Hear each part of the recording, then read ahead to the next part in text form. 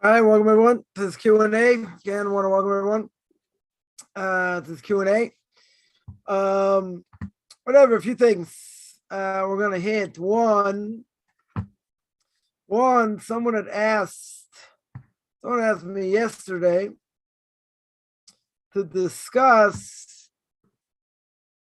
this idea of Pidyon Nefesh. Right? What exactly is a Pidyon Nefesh? Really, literally, it's called, Pidyon means to redeem. Right? It means to redeem. So Pidyon Nefesh means to redeem the soul, literally. Normally a person would give, a certain amount of money to charity, in which the person is going to request his rabbi to intercede in prayer on behalf of themselves or of another person. Right? So in other words, what is it? It would be someone would, let's say, pay somebody, in essence, to pray for them. Right? That's pretty much what it is. It's a prayer, very powerful prayer that there's a lot of power, right? It's got a lot of blessing, a lot of power, and many say it's got the spiritual strength of sacrifice in the base of Mikdash, right, in the temple itself. Now, what's it for? They can atone for sin. They can take away bad judgments. The more righteous the person, the more effective, right? A lot of people give, something like this to a Rebbe, so to speak, give him a certain amount, and he'll look at what they need and he'll pray for them. So here, what does it mean? It means redemption, right? Essentially, it means redemption. The money a person gives is a sacrifice of body and soul. So it's redemption of the soul, essentially. Right? Why do people do it? Because they're in dire straits, right? Going through unbelievable difficult time, right? For whatever it is. So they go through a hard time, and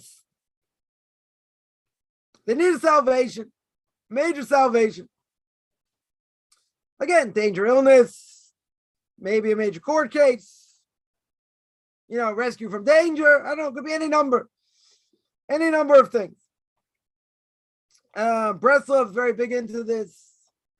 Say the name of Rav Nachman, that a person does such a thing sweetens the mitigation of this harsh decree. Right? The salvation for any trouble. Now, let's keep in mind one thing.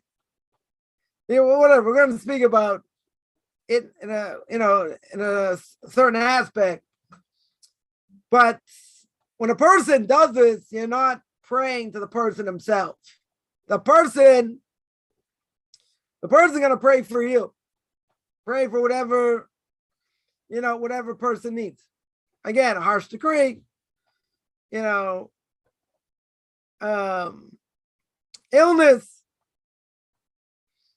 etc. So Rav Nachman says that doing such a thing can sweeten this harsh decree, right, and serve as a salvation.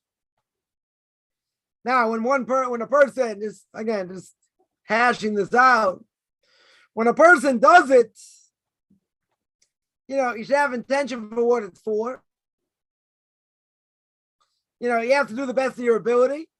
You can't hope for a major salvation, without giving the limit to one's capability, right? You got to do whatever you can do, over here. So different places, they'll have, some will do in accordance to Kabbalistic teachings, learn from different Kabbalistic works, right? In order to, sweeten this decree, God forbids.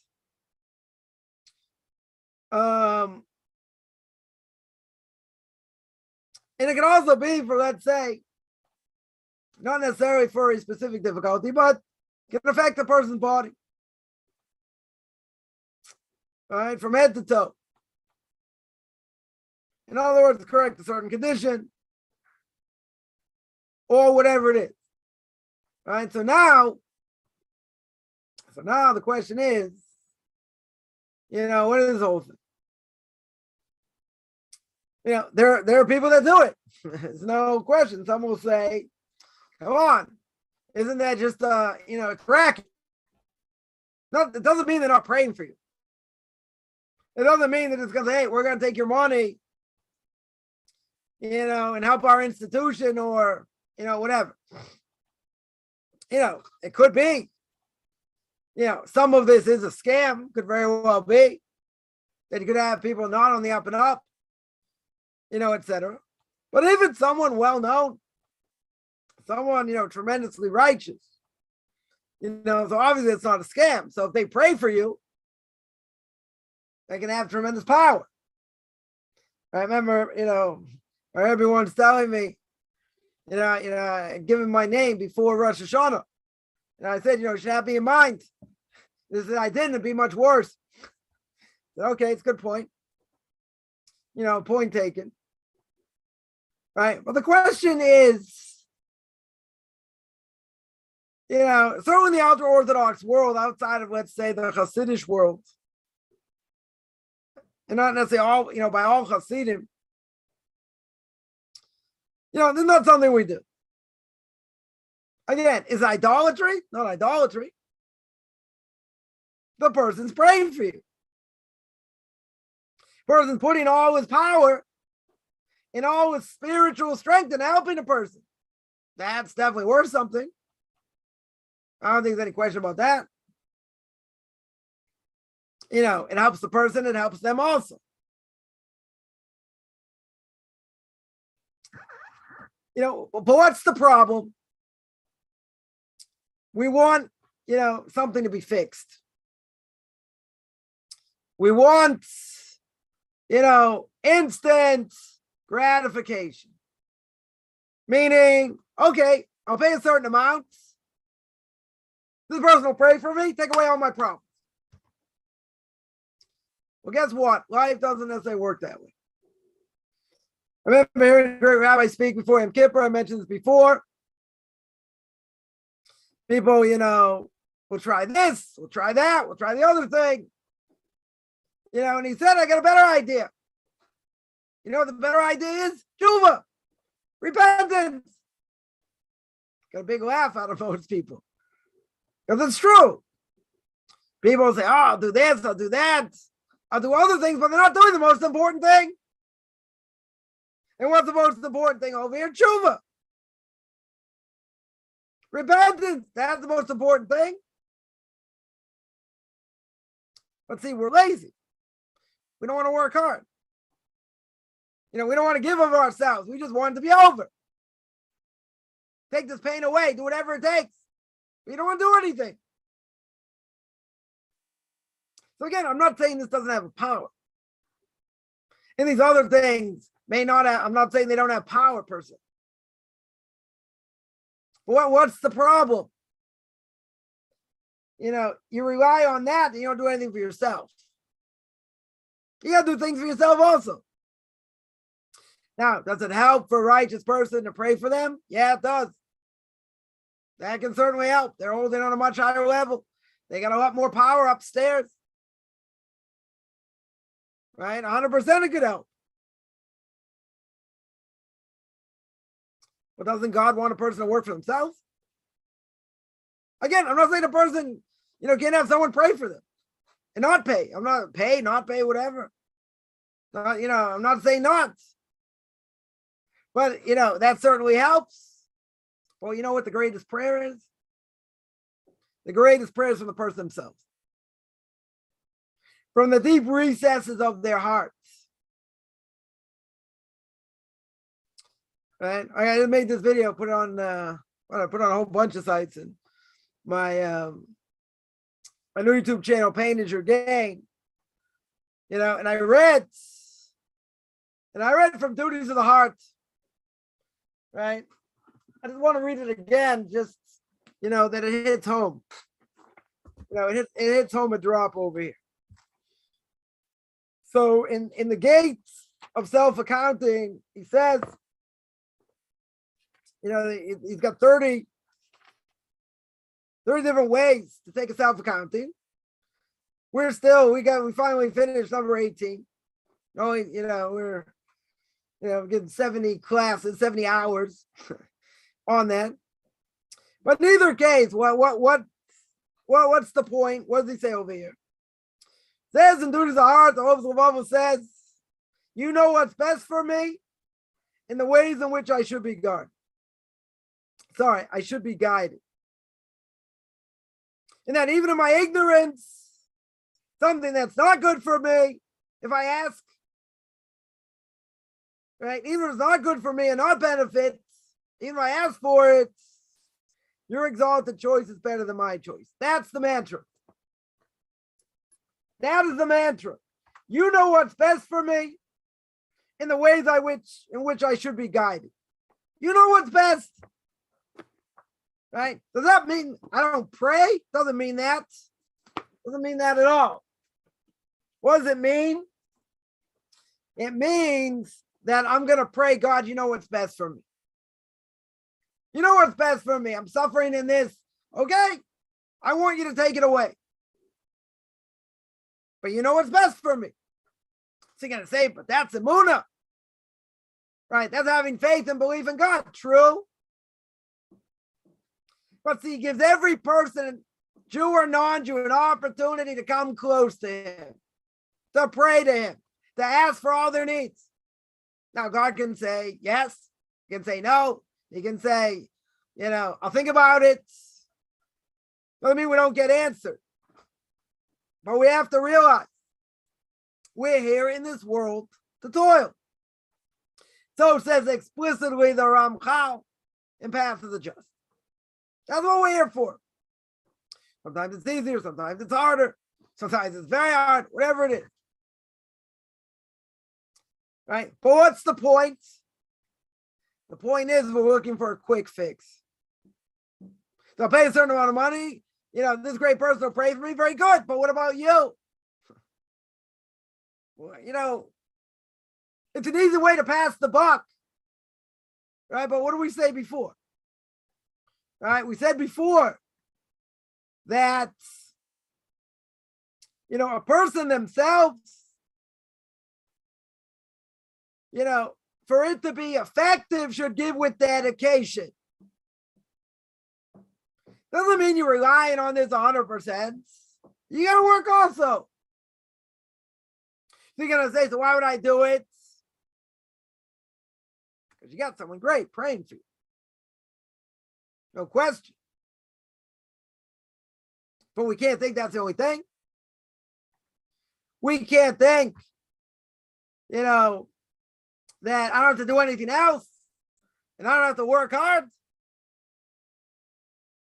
We have to realize God's the one in charge. He knows what's best for me, even if I'm going through a difficult time. He knows what's best. So you can say I shouldn't do anything? No, didn't say that. You got to put your best foot forward.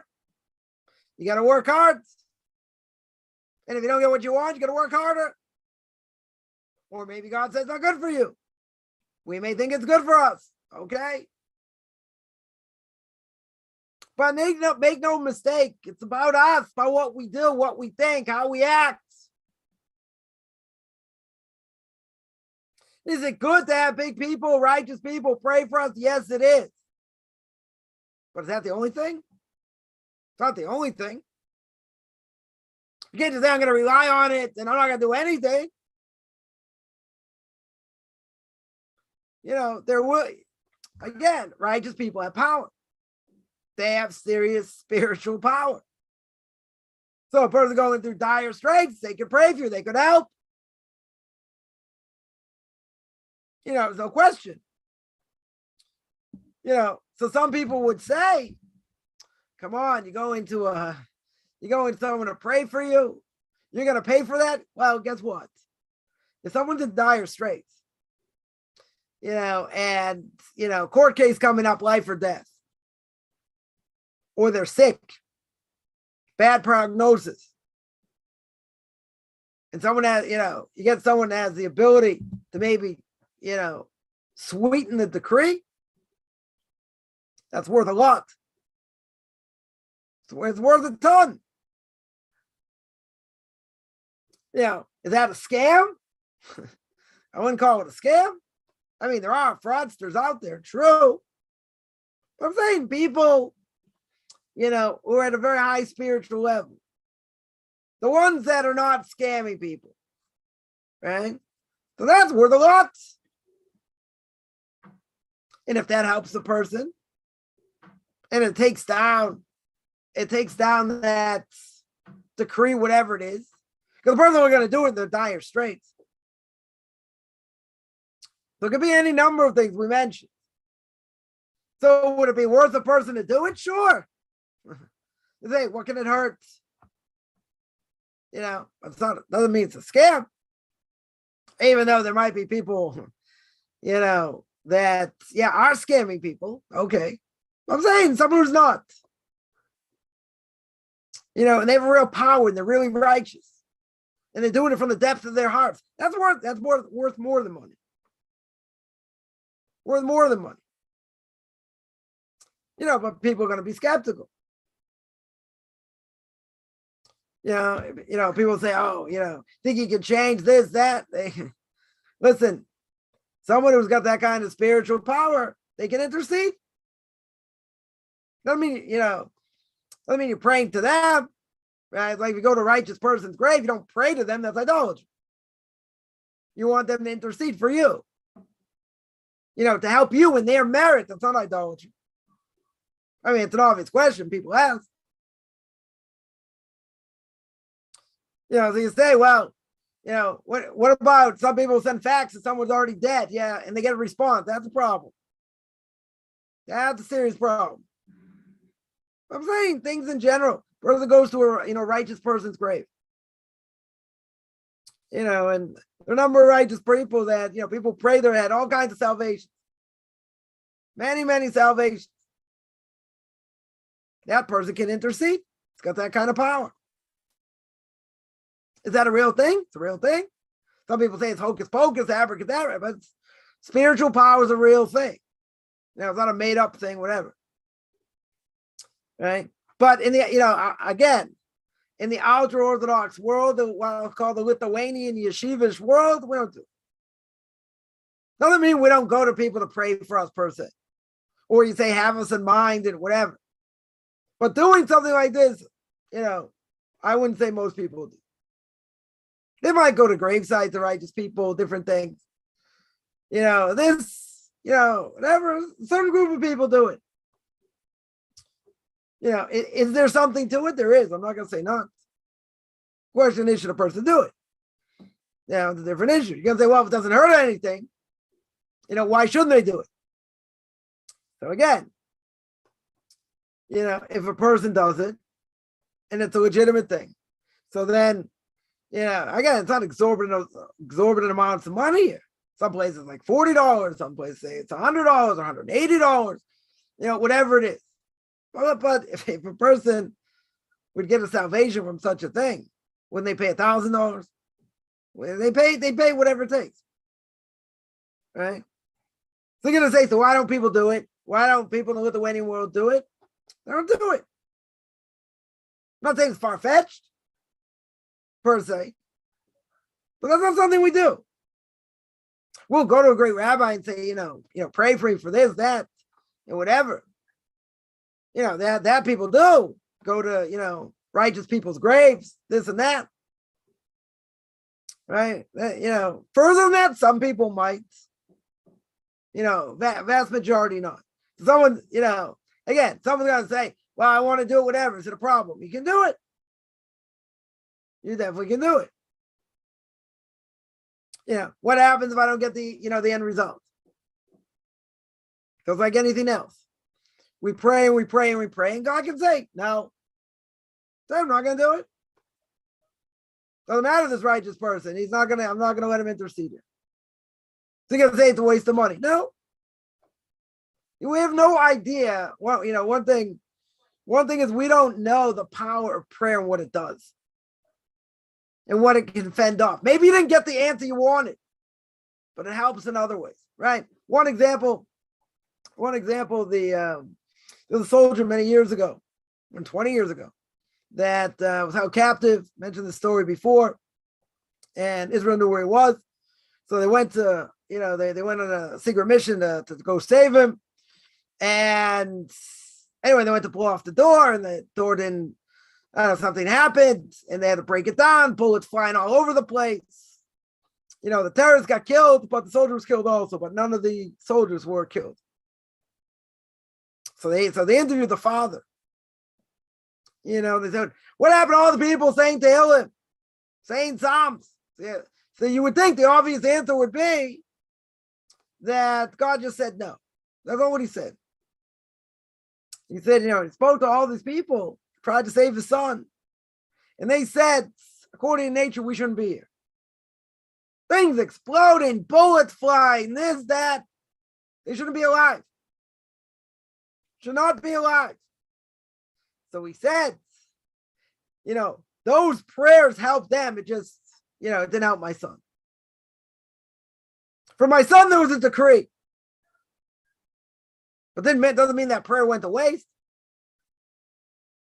So we have no idea what prayer does, what it saves us from. I need this, I need that. So you might not get an answer for certain things, or it might get delayed, or who knows what. But in the end, guess what? It can help you in other ways, many other ways, that we don't see, we don't fathom. Right? Not at all. Our eyes aren't open. God's not showing us.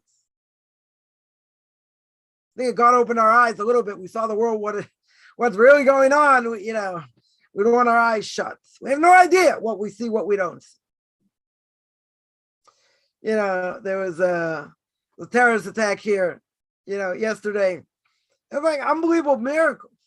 There's one place where this bomb, all these kids should have been. The bomb went off afterwards. They weren't there. Could have done a heck of a lot more damage. Did enough damage in one place. But it was also a miracle. We don't see. We don't fathom. You see destruction. See a lot of people got injured. A few got killed. Could have been a heck of a lot worse. Yeah. Just so happens, ironically, I was on a bus, heading up north. So whatever, I have to go to the central bus station in Jerusalem. So the bus I go on, since they're doing construction, so the bus for the last number of months been rerouted. All right, whatever, a little bit different way it goes in. Right, but where this explosion was, the bus goes right by it. I know, I'm there twice a week. Bus stop is right near there. So I was on the bus already, and I already heard because someone teaches in yeshiva right nearby there, and someone called and said there was, something happened because all these, I get all these ambulances going, whatever. All right, so that threw everything off. They shut down, they shut down Jerusalem Tel Aviv highway. So I got stuck. I was supposed to go up north. They weren't having buses for like another hour and a half. So, I made it home, but whatever. I had to go roundabout way to get home. In either case, could a lot of these things be a lot worse? It could be 10 times worse. 10 times worse. There wasn't even a terrorist there. There was a remote control. Some, what do you call it? Someone put planted a bag there. Either, wasn't seen or whatever. And then, remote control, they detonated it. That's a time a lot of people around. Kids going to school, people, going to work, whatever. So it can always be worse. I was saying to someone this morning, there's no way to stop that. You got to be vigilant. You see, a bag unattended, and no one claims it. Yeah, you got to, call it in. Bomb squad will come and sappers will come and this and that. Could be someone's lunch. You never know. But You can't take chances. It's certainly not here. But how do you stop such a thing? They can hide, whatever. There are people checking bus stops.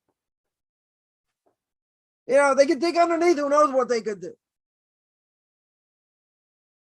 Well, things like that, very hard to stop. Remember, a few years ago, these terrorists going on buses, stabbing people, trying to kill people. How do you stop that? It did stop. So, the army say we're checking people better. We're doing this, we're doing that. You know why it stopped? Because God wanted to stop. That's the reason it stopped. Somebody's American made a video, and he goes, any terrorist comes on a bus and I'm there, he tries something. I got my Louisville Slugger, right? I got my baseball bat. Yeah, great. Yeah. When someone's stabbing you in the back, you got your Louisville Slugger. Good luck. It's not like these people fight one-on-one, they give you a chance to fight back. Of course not. These cockroaches, that's what they do. It's like Amalek. They fight against the weak. They'll do it, hiding this and that, then they don't care. Right? They're not coming straight up. First they say, let's fight. Forget it. Doing all kinds of other things. So how do you stop it? It's impossible to stop. If they wanted to, I'm not going to get into politics here. They wanted to, they got hundreds of people waiting to die. They could send 100 people, 1,000 people in one shot, paralyze the entire country from north to south. They can just send them out as many times as they want. Can you stop that if they're illegal to come into Israel? No.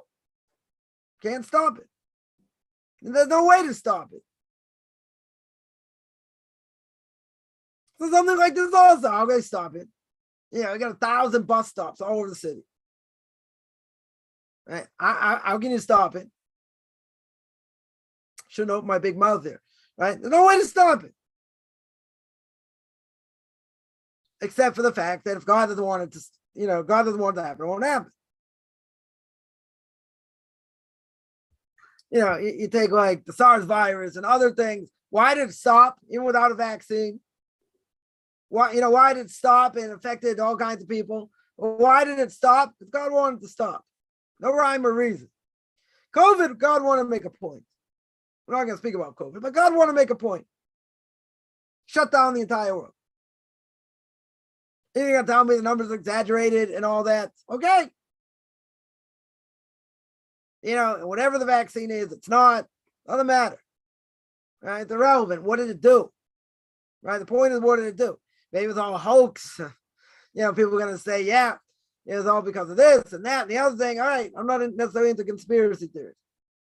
One thing it did, it made the medical establishment look pretty dumb. That's what it did. Right? It scared the wits out of people also.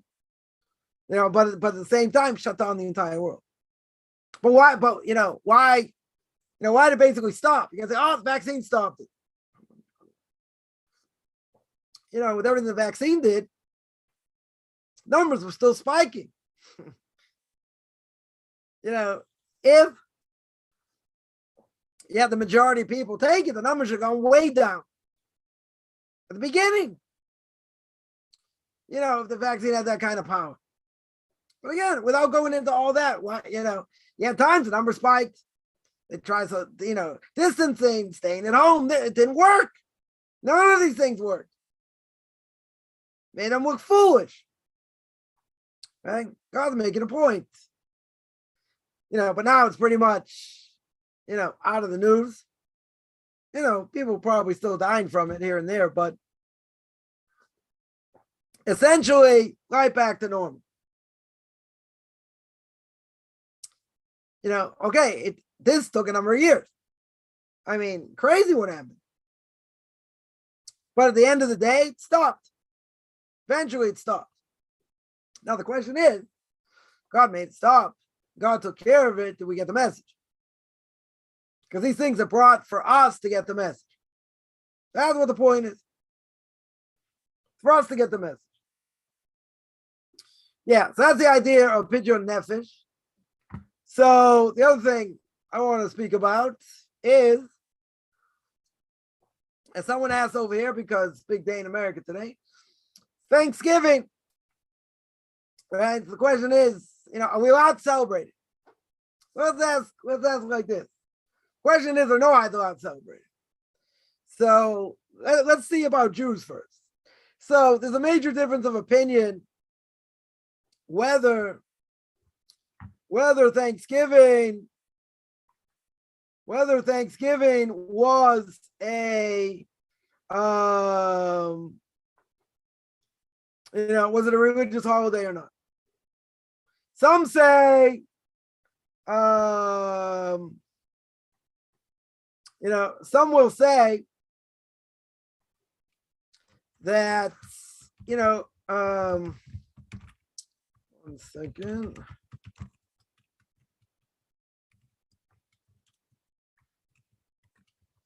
Some will say that it's idolatry.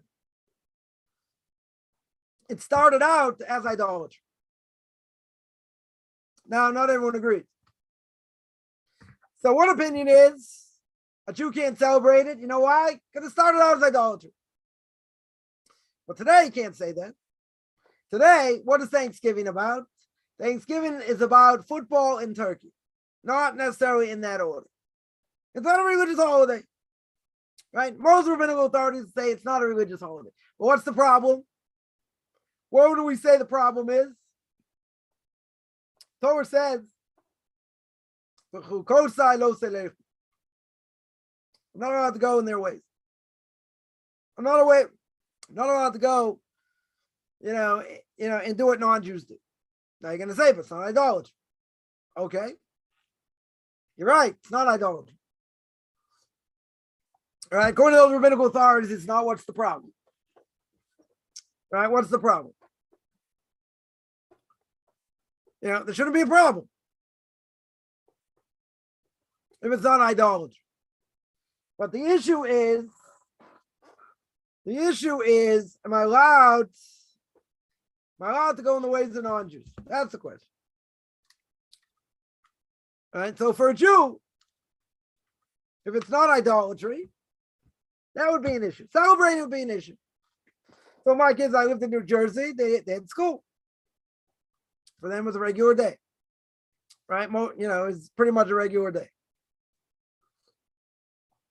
People say that's sacrilege. How can they do it? Thanksgiving.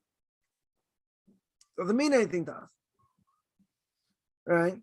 Doesn't mean anything. So you say, but it's a day to give thanks. Right? That's what it means. It's a day to give thanks. Okay. So we give thanks every day. Why do we need a special day to do it? Now, I would say by non-Jews, right? There's a question, is that forbidden for them? Is going in the ways of the non-Jews, even though they're not Jewish and not going to convert, is that an issue? So maybe it's not an issue for them. Right? Could be totally it's not an issue for them. It's not idolatry, let's say. So at best, you can't go in their way. Okay. But see, a non-Jew has to keep in mind. A non-Jew has to keep whatever makes rational sense, according to the Torah. Giving thanks on that day, that's how, what's the problem? It's going in, in the ways of non-Jews as long as it doesn't go against the Noahide laws. Is that a problem? Not a problem. Maybe you'll tell me it's a moral imperative. I don't know. I wouldn't go that far necessarily. I would say for non-Jews, especially converts, if that's, one day to get together with family, meaning that you can't get together on Shabbos.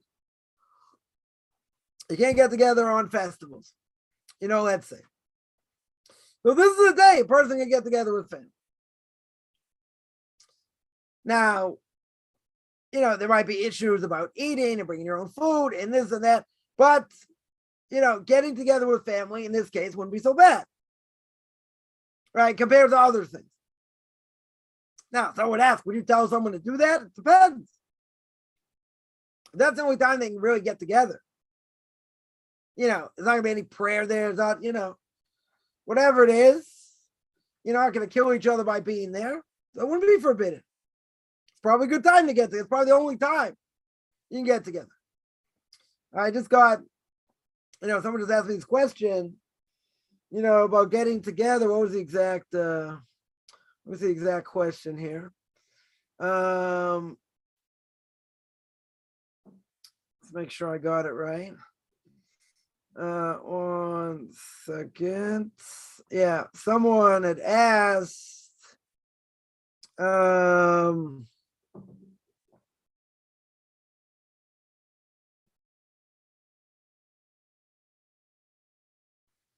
asked, all right, it's a different question. All right, someone had asked about going to a Thanksgiving dinner. Again, if it's for family and it's not idolatry, and that's the only time you really get together, you can't get together on Shabbos or a festival, right? It's not the end of the world. I wouldn't say it's the end of the world, right? Is it something, if someone says, well, I don't feel comfortable with it, right? This is what the person said also, they don't feel comfortable with it. So, or they never really believed in it or whatever. So then I would say,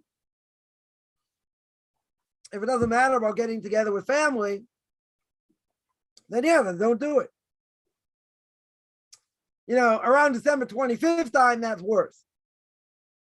You get invited, family's house, they have a tree. Okay, so tree's not idolatry.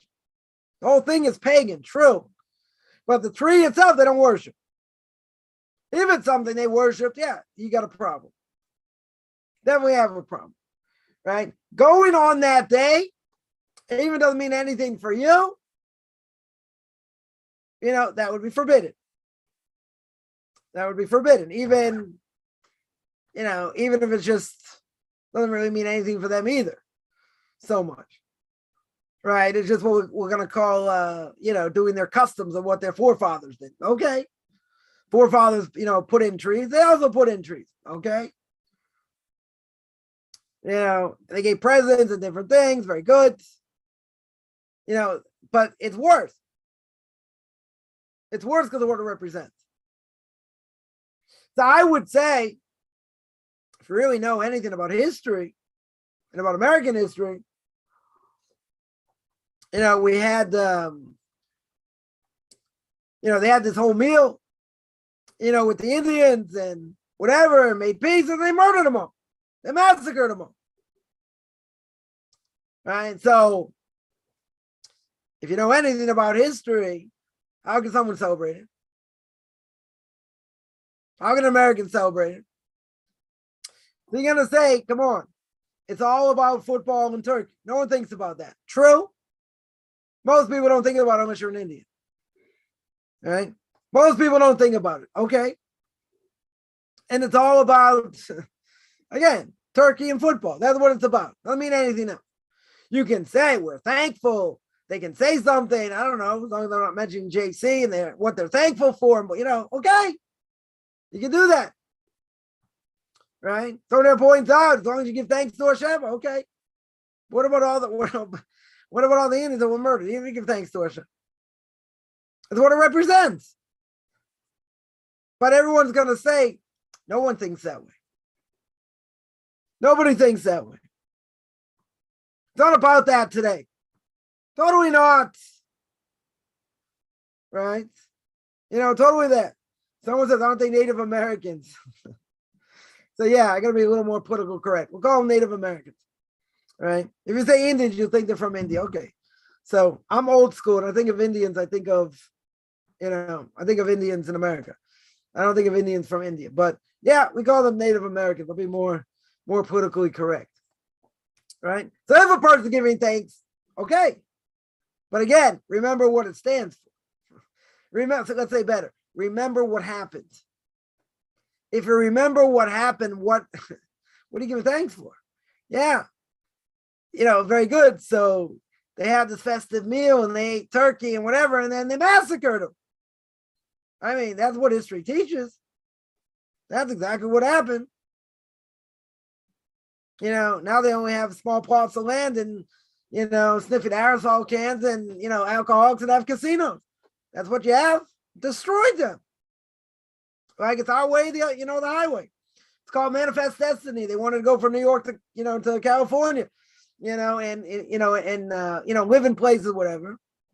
So the government says, yeah, sure, go out there. They get attacked by Indians.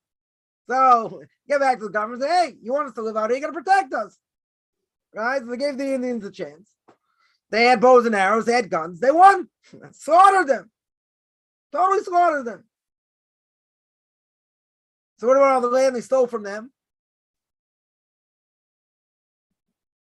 They're not giving it back. Not by any stretch. So yeah, if I was a Native American, I'd be ticked off. Well, you have this whole thing. So what? So now I get a few casinos in a few different places? That's like compensation? Millions you murdered. The Americans murdered. Right? Anyone can Google the Trek of Tears. Florida. They killed millions. The ones they didn't kill, they sent them out. They sent them out on this major walk. A lot of them died. Why don't people think about that history? Because they don't care. Doesn't matter. Right? See, it's interesting. That history, you mention to people, they'll say, oh, it's about Turkey and football. That doesn't matter. Right? When you bring out the contradiction about Palestinians, quote unquote, and that they never really existed, one of the three biggest lies in the world, next to Christianity and evolution, that they have a memory for. Oh, look, we did these poor Palestinians. Really? Where were they? Mark Twain, Samuel Langhorne Clemens, right? Known as Mark Twain, wrote Tom Sawyer, Huckleberry Finn, anyone doesn't know. Came to Israel in the late 1800s. Place was flattened like a pancake, exactly what the Torah says. Exactly what the prophets say.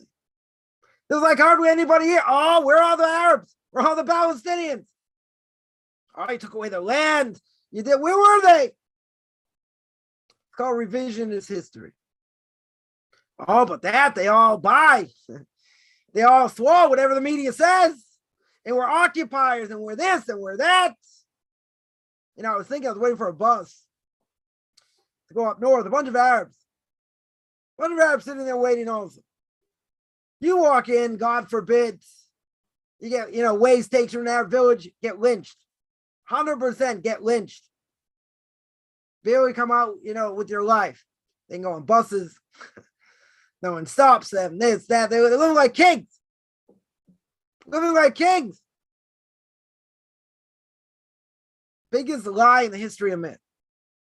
Oh, but it's perpetuated all over the place by people who don't know anything about Israeli history. They don't, be one thing if they knew about the history and they wanted to argue. They don't know anything about history. But everyone grows up in America knowing the story. Knowing the story about the Indians. So where's the outrage? Where's the outrage? Oh, you know where the outrage is? You can't call a football team called the Redskins. That's, that's against, that's against them. It's belittling them. They're going to come up with a name. Last year, what was the name of the team? They didn't come up with a name. They called it the Washington football team. That's kind of crazy. Don't even have a name. Right? In the 1980s or 90s, they had to stop doing the tomahawk chop, in Atlanta, in the stadium. That was offensive. Why isn't Thanksgiving offensive? Where are the leftists? Where are all the true leftists out there they should be paving the streets, putting up billboard signs saying this is sacrilegious? What about the Native Americans? What about everything that happened to them? Maybe on Thanksgiving should be Americans should have a huge fundraiser for them. Have Native American Week just to show we haven't forgot about them. Isn't that what happened? That's what history says happened. And they got demolished. So where's the apology? Where's the apology? Come on, where are all those stinking leftists? Where are they? They should be out there, billboards, sitting in the streets till Native Americans get their true rights. That's what they should be doing. But instead, they're back, they're sitting back, eating turkey and watching football because they don't care. That's not an agenda for them. So what happened? All of a sudden, they got amnesia. Everybody grows up in America. They know the story. They know what happened. They learn about what manifest destiny is. So, you're going to say, so this is a major national holiday, the most traveled day in the history of America. Anyone has to travel anywhere, go out of state, it's a nightmare. Right? Everybody knows if you live in the States, you know it's a nightmare to travel on Thanksgiving. Total nightmare. Probably worse even now. Because you got shortage shortage of staff in airports and different things. Can't imagine what it's like today. But if you have to travel, it's a nightmare. Right? But it's all about all these sales and Black Friday and this and time to get together with family. I get it. You got a few days off from work. You take time off. Very good. They get the message. Stupid leftists get the message. No, nobody's getting the message. You're gonna say, come on, no one even speaks like this. You're right. Right. So what happened? If I were Native American, I'd be going nuts. Because they know they're getting all these deals from Black Friday, so they're placated.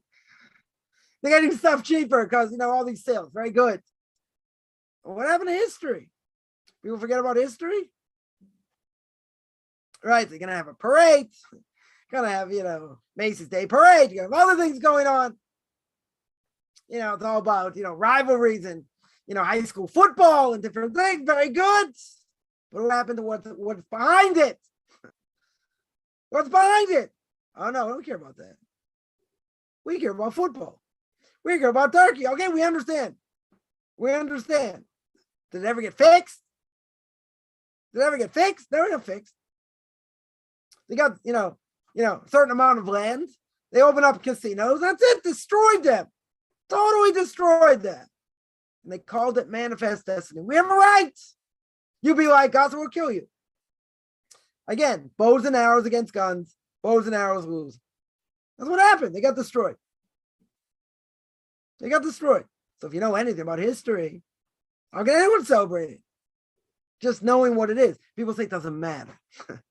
Doesn't matter. You're right. That's what happened. Right? 100% of the people say you're right. That's exactly what happened. Doesn't mean anything to me. Well, you got different days. They have commemorations. Commemorations. In Boston, they'll commemorate the fight of Lexington and Concord against the British. Right? It happened in 1775. They'll have like a remake. People dress up, different things. Right? They remember certain things. Certain days you have Columbus Day off, you have other things. Right? You have Martin Luther King Day, remember him. Whatever. How's it forgotten? And how are they placated? I mean, like I said, if I would be a Native American, I'd be going nuts. All these years? All these years? And you give us a few pieces of land and stick us out in casinos? I don't know, maybe casinos are fun. They're making good money. But the tribes get decimated. You know what? People don't care about history. Doesn't matter. Right? It's an unbelievable day. Right? To get together with family and sales. That's what it's become. Commercialized. That was the word I was thinking of. Totally commercialized. But even when I was growing up, way back when, same thing. Hasn't changed. Probably got worse in different ways. Totally commercialized. Anyone really cares about Native Americans today? No offense, anyone's Native American, right? I'm not poking fun here. Anyone care? Anyone mention it? In commercial, we have to remember what we did. We have to have remorse. We feel bad. Who feels bad? They're too busy accusing us of being occupiers. So I saw a great political cartoon years ago. We were talking about giving land back to the Arabs. As the quote unquote Palestinians say, first of all, you got to give back California, New Mexico, Arizona, Texas, got to give back to the Mexicans, right? Took that from the Mexicans. You got to give back Florida to the Spanish, right? We got rid of the Spanish. You got to give Florida back to them. And then you got to give all the land back. You got to give all the land back you took from the Indians. Once you do all that, then we'll talk peace. It's a great political cartoon. Tremendous political cartoon. It's true. Totally true. You take land from others, you don't give it back. Took it aggressively. Here, we got land defensively. Fought defensive wars. Okay. Right? We have to give land back. You give that land back first, then we'll talk. That's a good chunk of America. They're not going to do that. But look how they got compensated. So I would say at a moral level, if you understand what it means and what happened, how can you eat turkey? Football, okay, different issue. But how can you eat turkey? How can you have this family celebration? Knowing that your ancestors butchered and murdered them. They don't think about that. Totally don't think about it.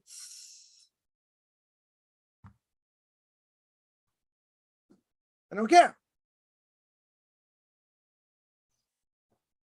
All right, totally don't care.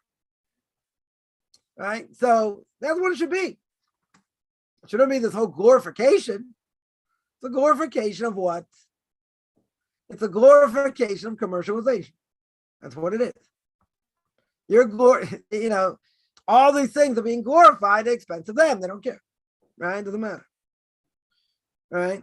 So the question is, someone asks, should we not do what the Gentiles do? So again, if it's the only time a person gets together with family, I wouldn't say it's the worst thing for a non-Jew to do. If it's going to raise other problems, I wouldn't do it, right? If there are family issues. Does a non-Jew have an obligation not to go in non-Jewish ways? No. As a moral imperative, maybe. In a small way.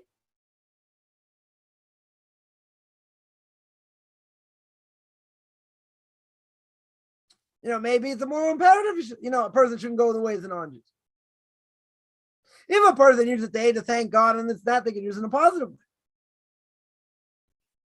Right? But yeah, that's the $1 million question. $1.5 question. Should non-Jews go in the ways of non-Jews? Right? Does it go against the no-hide laws? No. Definitely doesn't go against the no-hide laws. I would say, though, it's probably a moral imperative. It's not a good thing. There are a lot of things. Going in the ways of non-Jews are bad.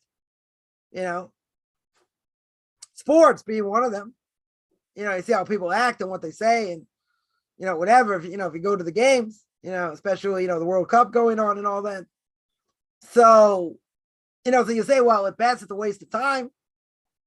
Right? There's no, immorality issues or other things. And if a person is a non-Jew, it's not considered Bittul Torah. They're wasting time when they could have learned Torah. They don't have that obligation like a Jew does. So in that sense, if there's nothing really bad going on, so then what's the problem? Technically, there's nothing wrong with it. Question is, should a person do it? You always have to ask yourself the question, am I a better person? Am I a better person getting closer to God if I do this or not? If it's something I have a question about, yeah, then you should ask a question. Should I do it or shouldn't I do it? But if you have a question whether it's going to make me closer to God or not, then you shouldn't do it. Right? You say, some people will swear by it. And some people say, yeah, watch this great game, whatever, team won, team lost, unbelievable game, last 30 seconds, this and that. That brought you closer to God. They'll say, yeah, that's like God with us. Okay, you're lying. Yeah, okay, it's a desire, it's fun, it's this, it's that. But see, we're not here in this world that long. King David says 70 years. Says it in Tehillim and Psalms. If we have strength, 80 years. That's it. We're not here that long. So imagine all the time, person watched these things and this and that. All these hours add up. You did nothing. Wasted. Totally wasted. Yeah, somebody asks, Thanksgiving's not in the Torah. Okay. You're right. It's not a question about creating a new holiday. It's not a holiday like Sukkot, Shavuos, any of these biblical holidays, or even rabbinic holidays, Hanukkah, Purim, nothing like that. True? Right? It's not making a new holiday. It's going in the ways of non-Jews. That's not making a new holiday. It's going in the ways of non-Jews. So by going in the ways of non-Jews, that's a problem. Certainly for Jews. That's for sure.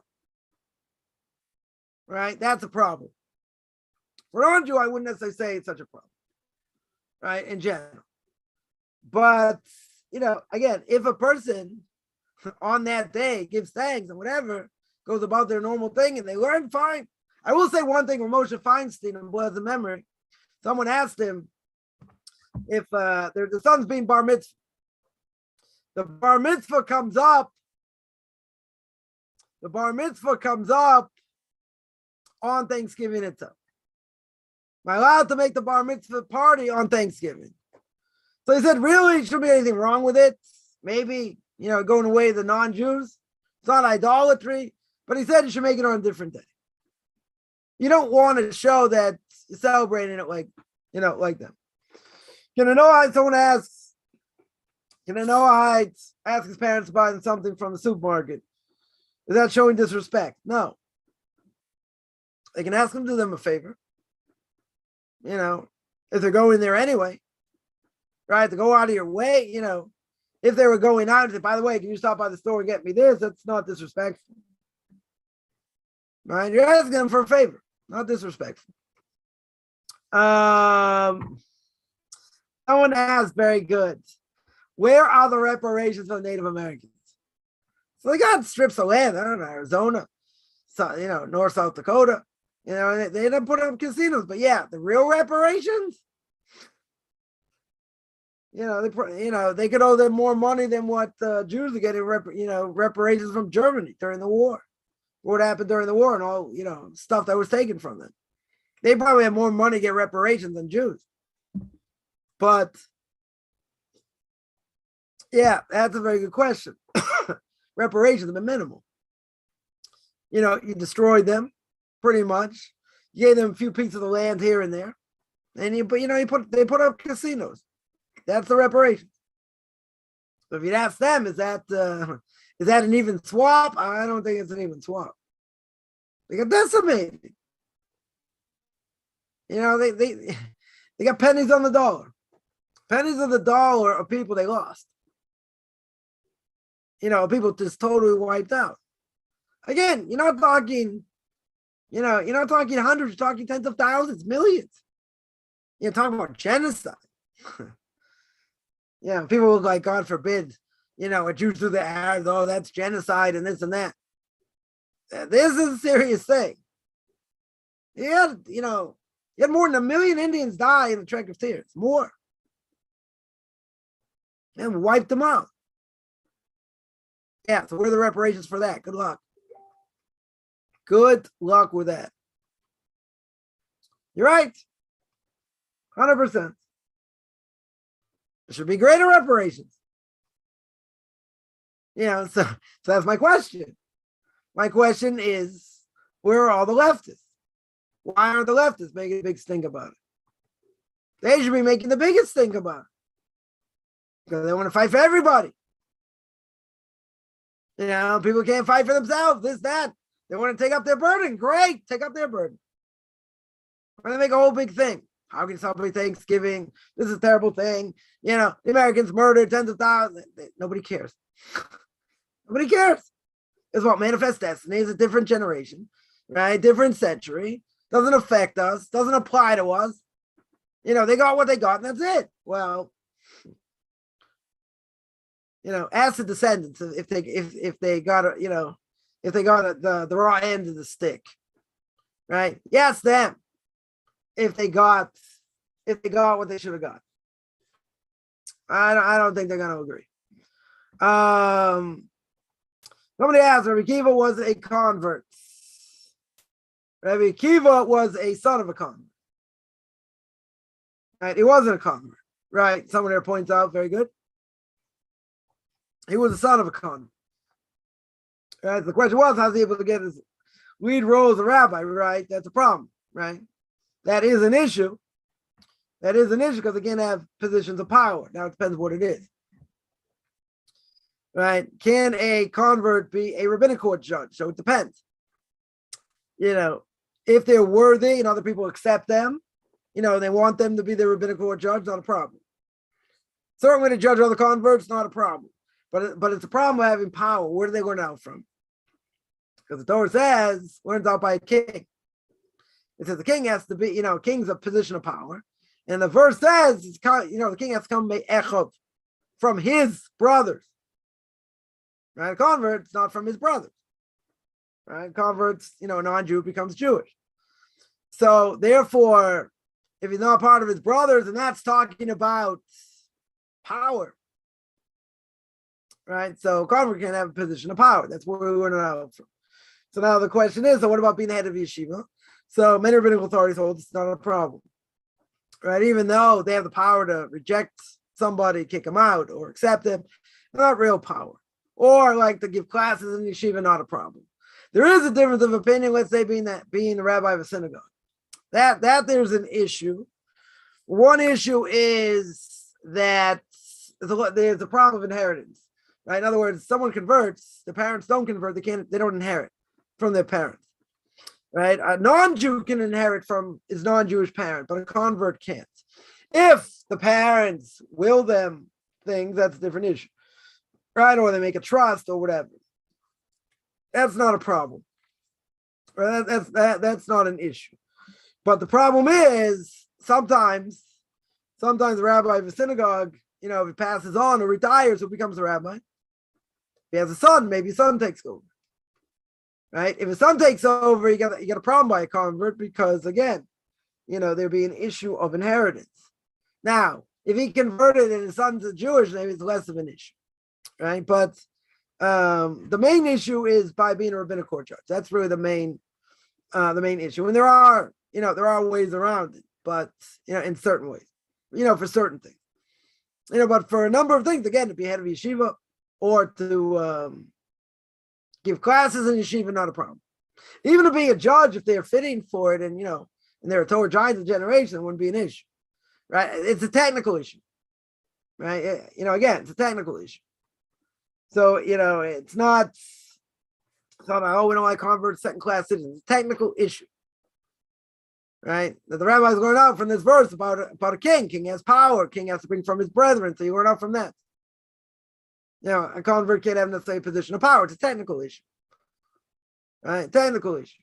But there are many things a convert can do. Potentially do. That's the question. Someone asked, very good. Rambam asked this question. It's introduction to the Yad Chazaka. The Rambam asked, well, what about Shmai and Naftalion? Right? That is true. Shmai and Naftalion were leaders. They were leaders and they were converts. Right? So some say, you're right, they were leaders, but they were only giving, they were just giving over law. They weren't innovating things, they were just giving over, piece of information of what Jewish law said. So some say that's not necessarily a position of power. Right? There are other potential answers. That's one of them.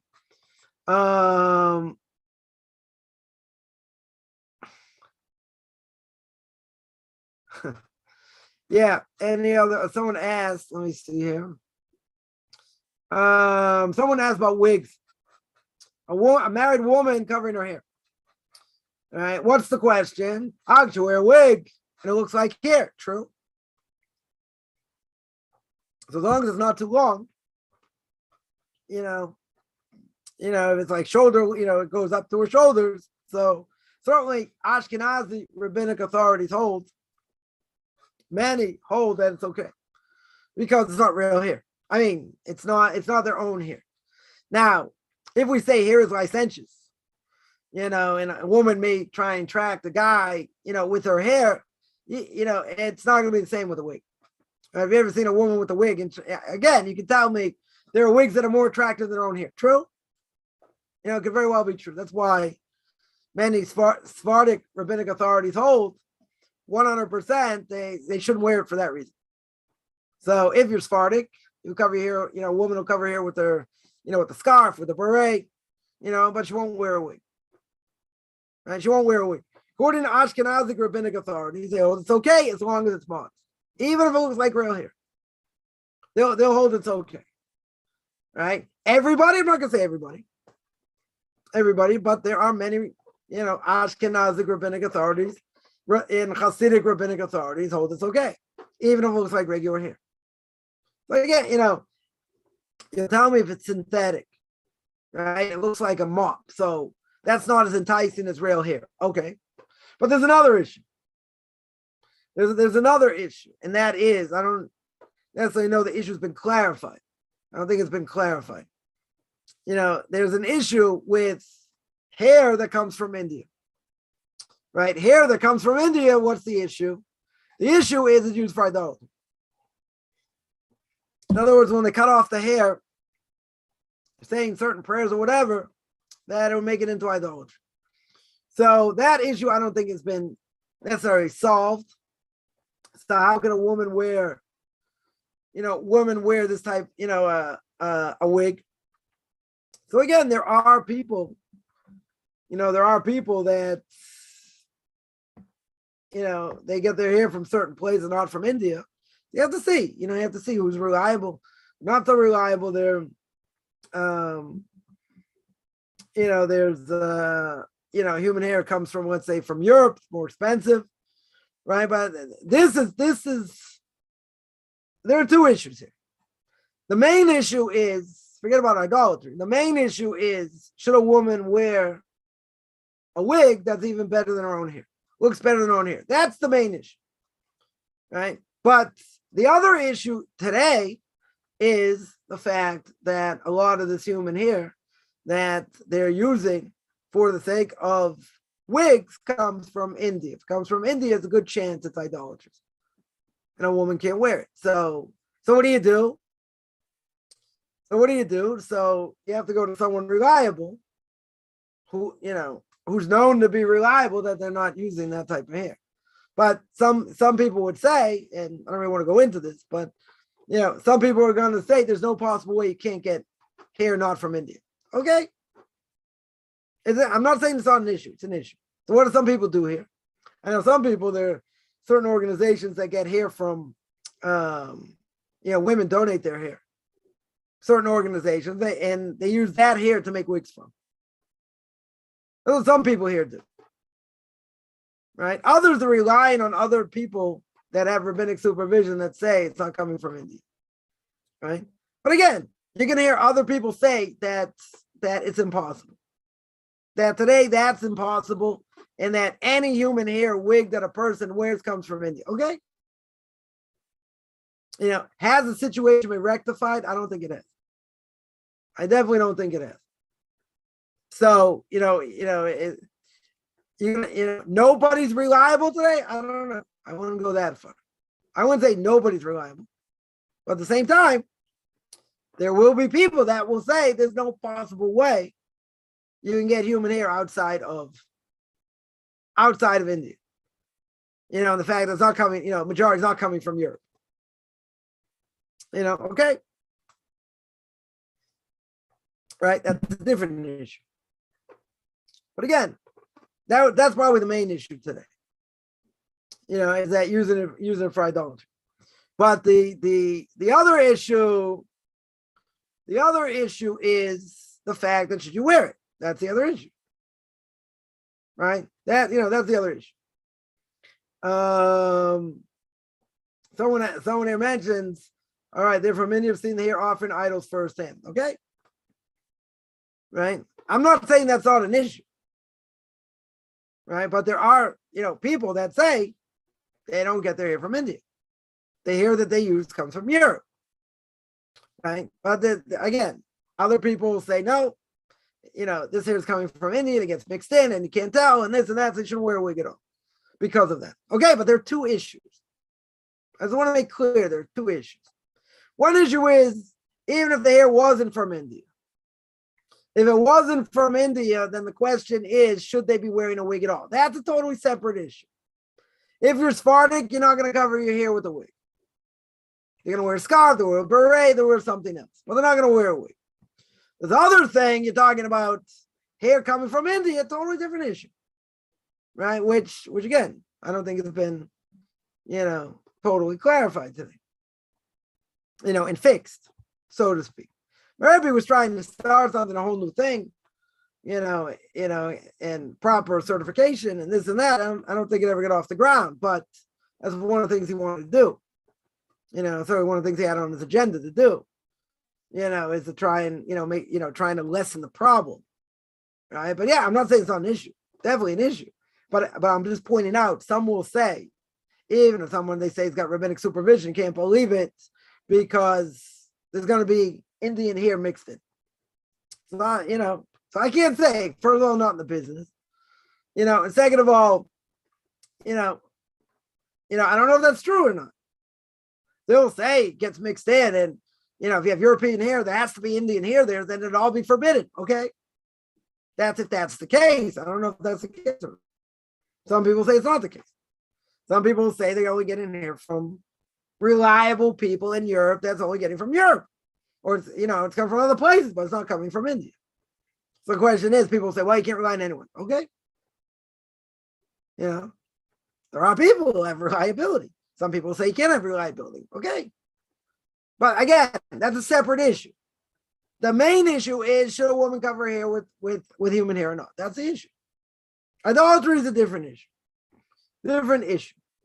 Someone says it's called Mundan in India. Okay.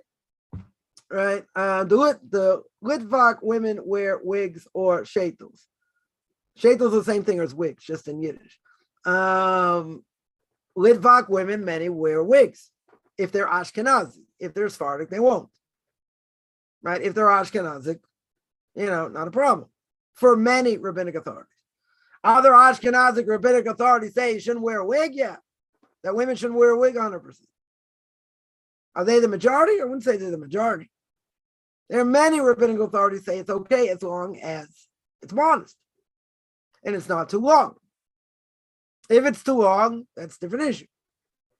If it's modest, not too long, they'll say it's fine. Totally fine. Someone says when a no-hide man sees immodest women at work all the time and waist seat at night, is that a sin for him? Yes. Many rabbinic authorities, it's a major difference of opinion here. I'm not going to say no, it's a major difference of opinion among rabbinic authorities. But many rabbinic authorities hold wasting seat for a man is a sin. Total sin. Others say it's not. Right? So someone's going to say, okay, so what do you hold? So I would say it's not a good thing for them to do. Certainly not. Many ways. For a lot of different reasons. Right? But yeah, no, I shouldn't do it. But there are those that permit it. Okay, but they shouldn't do it. Yeah. Any other questions? Someone there mentioned, I see some wigs that look too real and long. Right. If they're too long, it's a problem. Looking too real is not necessarily a problem as long as it's not too long. Right? Someone mentions that, yeah, you want to get out of this problem, you wear synthetic. You're right. My Rebbe's sister once told me, when this whole thing came out like 15, 20 years ago, my Rebbe spoke about it. I said, Rebbe said, I was there on Passover, with my kids during one of the intermediate days, and my Rebbe's sister was there. So I said, Rebbe said, what's going to be? What's going to be? You're going to have to burn your sheitel. You're going to have to burn your wig. It's like, Sonny, this is synthetic. It's a mop. She said in her English accent, she's like, it's a mop. It's like, you know what a mop is? I'm like, I know what a mop is. She's going, this is a mop. So yeah, if it's a mop, it's synthetic, you don't have a problem. It just doesn't look as nice, right? But yeah, that would take away the problem, right? You don't have any human hair. She's like, not one human hair in this wig. Not one human hair, it's a mop. Yeah. So if it's synthetic, yeah, wouldn't be a problem. No human hair. So they're meant to, yeah, it'd be better if it's covered so you don't get fooled. Yeah. You can, there are some wigs out there that look better than hair. Sometimes you can't tell. Right? Some, I would agree. I would agree. Sometimes you can't tell. Right? But if a person's used to it, they should be able to tell. But it doesn't matter. There are some that look even nice in human hair. Right? And that's what Sephardic people will say, or Sephardic Rabbanim will say. That's the problem. It looks even better than human hair. Not just you can't tell, it looks better. And the whole point is to know she's married, not that it looks better. Right? So yeah, to get out of the problem, either you wear a scarf, or a beret or something like that, or you wear a wig. That is synthetic. If it's synthetic, it'll take care of all problems. You want a problem of idolatry, you want to have a problem of not being modest, per se. Right? Certain people still wouldn't wear it, even if it's a mop. Doesn't matter. They won't wear it. Because they it's like human hair. You're right. But if it looks like a mop, if it's synthetic, not one human hair, the hair is covered. You can tell. You should be able to tell. And even if you can't tell, it doesn't matter. Right? It really doesn't matter. The point is that, it's got to be covered. And it's covered. Right? If it looks better than human hair, that people say is a problem, but not everyone holds it. Certainly not in the Ashkenazi world.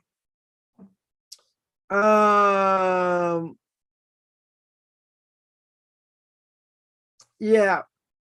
Any other questions? Does the co-worker isn't a modest woman? Same thing. No eye looks at her waist seat at night. Same problem. Right? What's the difference? Whether it's at work, whether it's co-worker, irrelevant. Irrelevant. Right? The Gemara says, a person thinks certain things during the day, other things can happen at night. Right? That's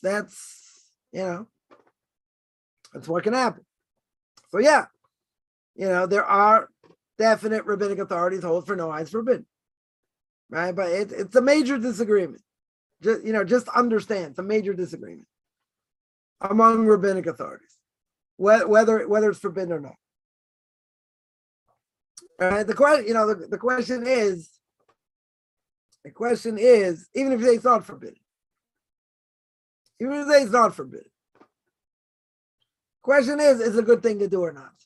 Right? Not going to get gross there. Is it a good thing to do or not? So a person has to ask themselves, does this help me draw closer to God or not? You're going to say, but I have this urge and this and that.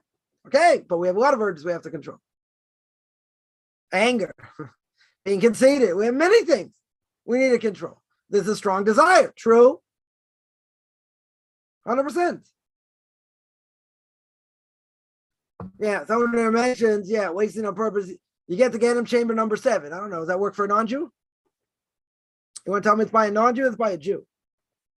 And even if it's true, so what? It's a serious sin. I agree. So what difference does it make? What difference does it make what level you're in or not? You're going to say, wow, 7 is worse than 4. Okay. I've never met anyone been in that world and come back, like my Rebbe would say. So you can tell me it's worse. What's worse? What does it matter? What is the worst?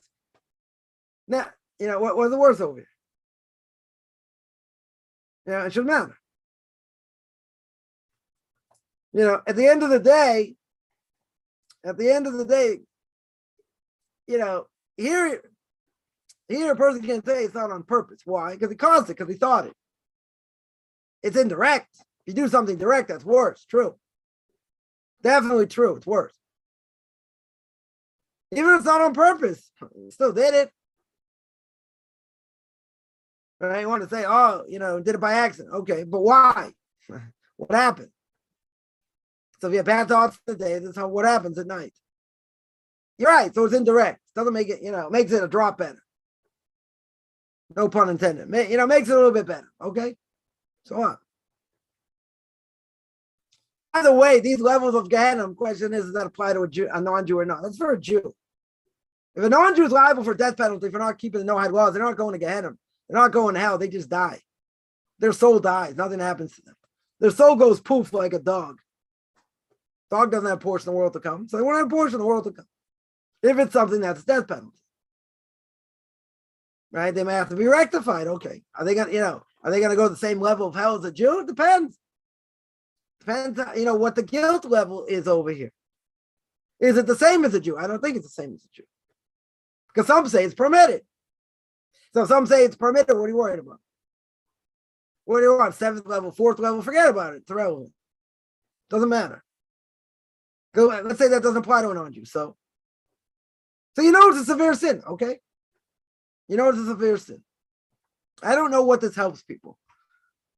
I don't know, if a person comes to me and says, yeah, if I do this sin, I find out, there are different levels again, I'm going to be the 4th level, 7th. How does that help you? Explain to me how that helps a person. You got to say it's good musar, make me more careful. Okay. Most people I know, they say in the 4th level, 7th level, I don't know that it helps them that much, makes them paranoid. Someone wants to be paranoid? Okay. You want to understand this is a severe prohibition? Very good. Okay. So it's a severe prohibition. Different levels, and if you're only on the 1st level, let me ask it like this. When you got to the 1st level and your soul's going to get rectified, does that help you? Well, it's not a severe. It's not the 7th level.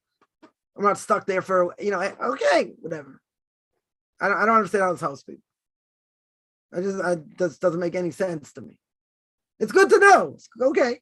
So a person knows it. And if it paralyzes you, forget about it. Just know it's a severe prohibition. That's it. Right? Someone has to kill someone by accident, you still kill them. Yeah.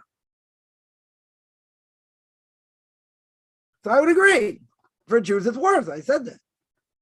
100% for Jews, it's worse. So there are rabbinical authorities hold a non-Jew is liable, but there are those that hold that they're not. Right? They're not going to be liable for anything. They do it. So for a Jew, much more severe. True. And those different levels again for a Jew, not for a non-Jew in that case. But again, I wouldn't. What does it matter what the levels are? Someone there points out, you think every workplace in Germany is in modest women. You think in America, other places any better? Europe might be worse in some ways. That I might agree. But it's everywhere you get the problem. In the summertime in America, can you walk out most places where women are dressed properly? No. So a guy walking outside, what does he do? He has to be around people. You got to look down. Or look somewhere where you're not looking at people. And you have to guard your eyes. That's what you got to do. You can say, but I wouldn't walk right in front of me. Okay, so it's a test. It's a test, but you got to learn to guard your eyes. It's no worse in Germany than anywhere else. I think it's bad everywhere. Yeah, it could be. Europe is worse. Could be. I mean, I was in South America. I mentioned this once. I was in a supermarket, and there were pictures up there, posters, whatever. Crazy. It's in a supermarket. Tell me it's on a billboard, one thing. Whatever. Tell me it's in a supermarket. So yeah, you have to guard your eyes even in the supermarket. So it's hard. I'm not gonna say not. But you have to work hard to do that. So what do? You work with people, this and that, you gotta be careful.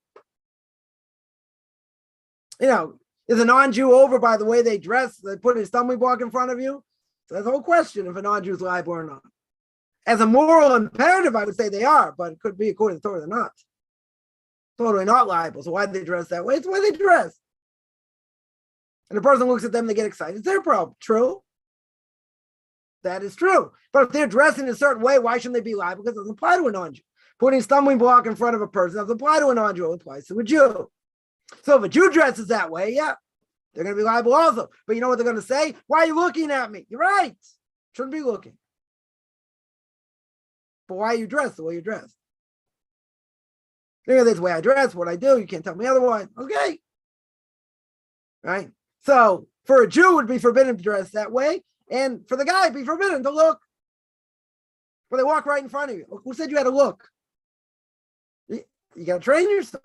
I'm not going to say it's an easy thing, right? Anywhere you go in the world like that. Some places better, some places worse. I don't think there's any question. How can you walk outside during the summer? How can a guy walk outside during the summer? Unless you're wearing sunglasses, you're not looking at anything. That's why if you see Hasidic people, they look down. Guys look down. That's exactly why. So they don't see anything. That's what that's what you got to do. But again, you're in an office. You're right. It's right in front of your face. What do? You got to try not to look. So if you looked, but you didn't stare, you looked and you looked the other way, it's one thing. But if you started thinking different things, then you transgress. But they're walking right in front of you. True. What can you do? It's a test. Like any other test. Can Jewish women wear head coverings of Muslim women? No. That's extra modesty we don't need. There are women for extra modesty. They put on, almost like a burqa. They call them the shawl women. They wear like this extra shawl. Some of them even wear like, somewhat like a burqa. You can barely, you can only see their eyes. They're wackos. All rabbis come out against them. Right? Why they come out against them? Because you're bringing attention to yourself. That's forbidden. That's forbidden. So they dress in a normal, modest way. Fine. That's going well beyond. Right? So that would be forbidden. Can you look at her face or at her eyes?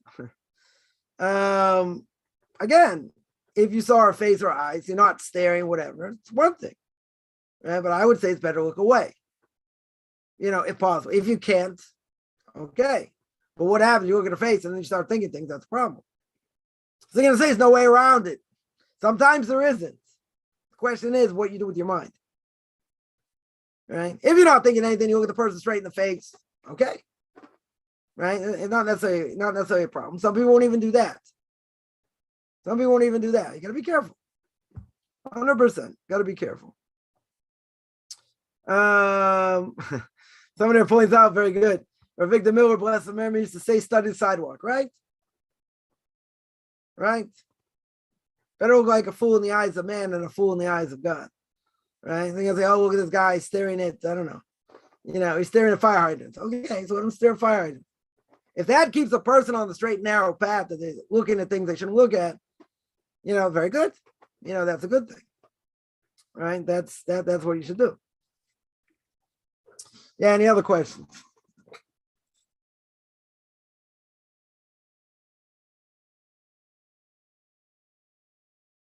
Again, let's just make clear. If you're Sephardic, women they're not gonna cover their hairs with wigs. Person who covers their hairs with wigs or Ashkenazis is not a problem, as long as they're modest. Right? If they're modest, not an issue. And they're not from India, and the hair's not from India. That's the only issue. Right? But if you're Sephardic, that's okay. Because they'll say it's human, looks like human hair. Fine. Defeats the purpose. Okay. But not everyone knows that. Yeah. I'm gonna stop there. I do this every Tuesday and Thursday, 10 o'clock Eastern time, 5 o'clock Israel time. Anyone has any questions, you can find me on Facebook at Michael Chaim Kaufman or Beyond Orthodox Conversion Judaism. Send me an email, michaelchaimkaufman@gmail.com, or IBBICHAIMCOFFMAN@gmail.com. I want to remind everyone I have this new group. It's called Pain is Your Gain, right? Really, it's all about dealing with, disappointments and difficulties and family issues or whatever. So, I'm putting up posts, putting up videos. I have a YouTube channel also. So, people should check that out. Anyone has any questions over there, we'll do our best to answer. Otherwise, I'm going to sign out. Wish everyone a good